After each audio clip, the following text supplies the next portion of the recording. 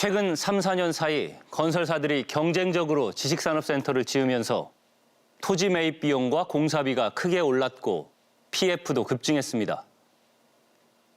부동산 경기가 악화하자 PF 대출을 감당하지 못한 건설사들은 부도 위기를 맞았고 치솟은 분양가는 온전히 분양받은 사람들의 몫으로 남았습니다.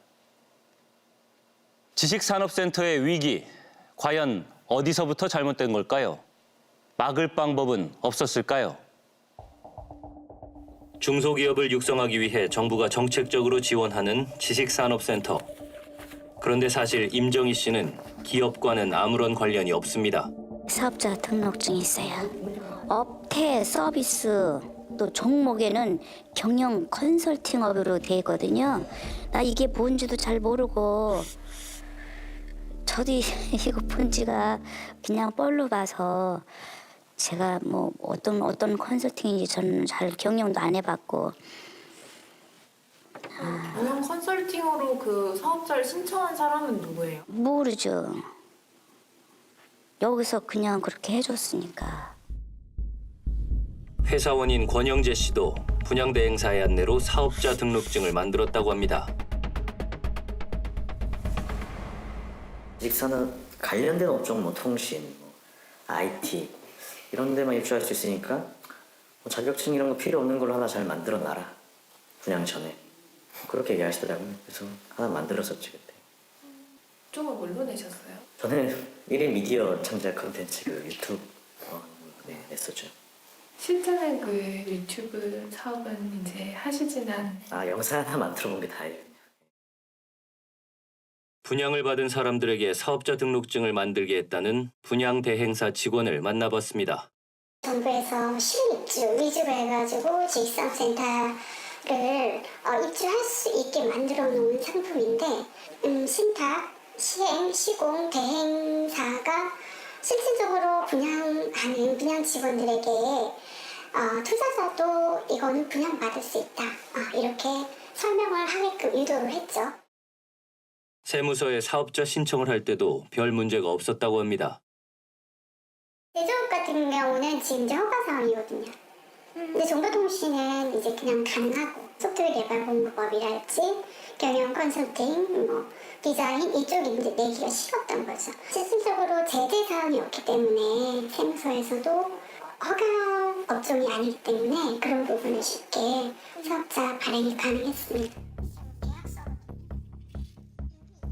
사업자 등록이 쉬운 데다 초기 자금이 적다 보니 일가족이 다 함께 분양받은 경우도 많다고 합니다.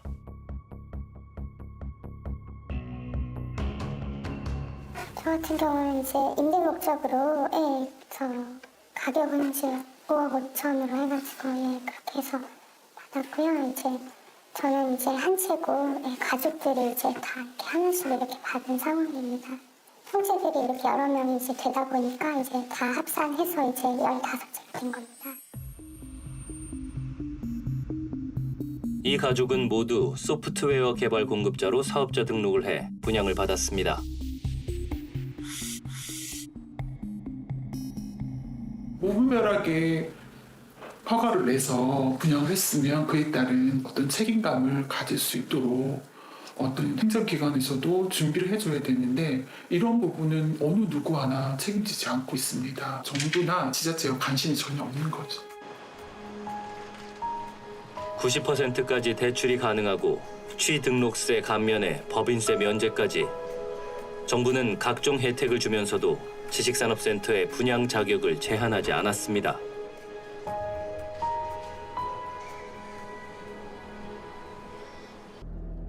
지식산업센터가 투기 시장으로 전락하는 동안 진짜 혜택을 봐야 할 사람들이 역으로 피해를 입었습니다.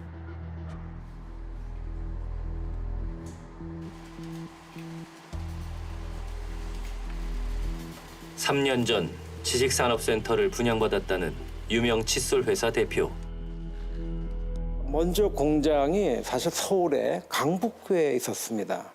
근데 재개발 지역이 돼서 불가피하게 어쩔 수 없이 나와야 할 상황이 돼 있었는데 3년 전에 참으로 이거 직원이 한 80명이 돼 있고 해서 공장을 알아봐야 되는데 참 난처했었어요. 왜냐하면은 공장 짓는다는 게 이게 말이 그렇죠. 땅 사야죠. 지어야죠. 거기 또 허가 받아서 들어가려면 돈이 엄청 들어가는 거 아니겠어요?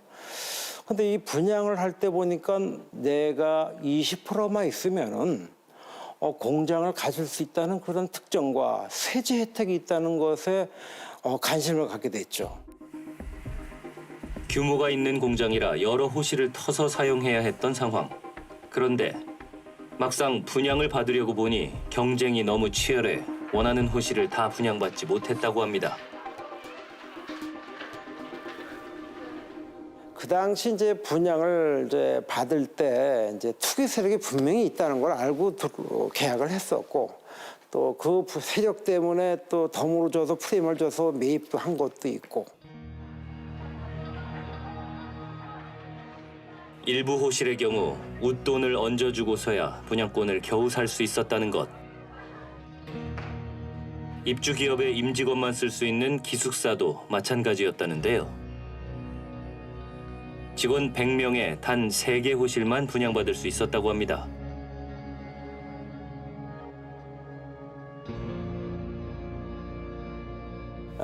지금 기숙사가 근로자가 들어가서 있어야 할 그런 장소인데도 불구하고 전체가 이 기숙사에 이 근로자가 들어갔다고 볼 수는 없죠. 앞으로 정책을 할 때 조금 입주 기업을 우선적으로 배정을 해서 혜택을 주고 이렇게 하는 것이 옳다고 봅니다.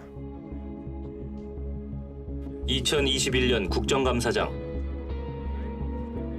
당시 정부도 지식산업센터가 투기에 악용되고 있다는 사실을 모르지 않았습니다. 서울과 경기에서 산업부가 지원하는 지식산업센터, 그 지식산업센터가 오피스텔이나 업무용 부동산을 제치고 아파트 다음으로 높은 거래가로 거래됐다고 하는데 알고 계시죠? 예, 그런 지식산업센터가 다수 나와서 저희도 챙겨본 바가 있습니다.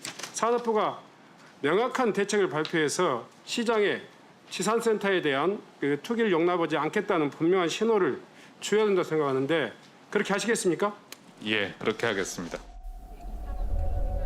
정부는 투기 대책을 마련하겠다고 했지만 대책은 나오지 않았고 2021년부터 지식산업센터의 투기 열풍은 더 심해졌습니다.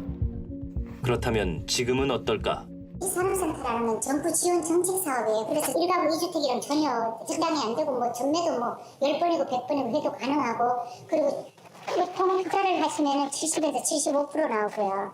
그러니까 여기는 아파트보다 더 나오고 금리는 저렴하고 이렇게 보시면 돼요. 사업자는 내셔야 돼요. 임대사업이든 뭐든 다 무조건 지사는 사업자는 내셔야 돼요. 주인들이 편법으로는 할 수 있어요. 근데 그거를 못 하시잖아요. 저한테 맡겨주시면은 제가 발급을 해드리고 있어요.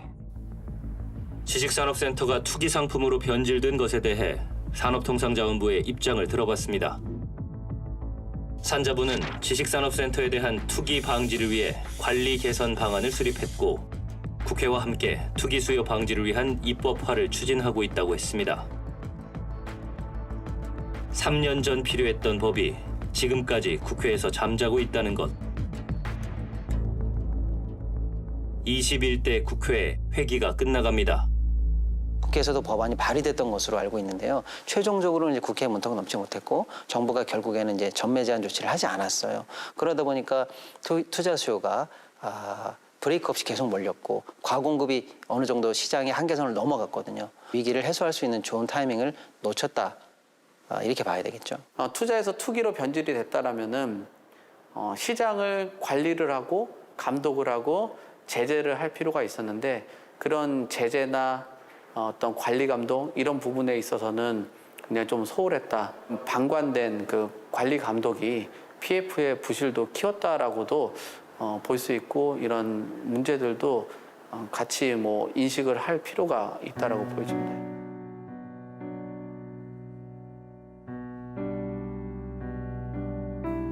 지식산업센터의 겨울이 깊어지고 있습니다.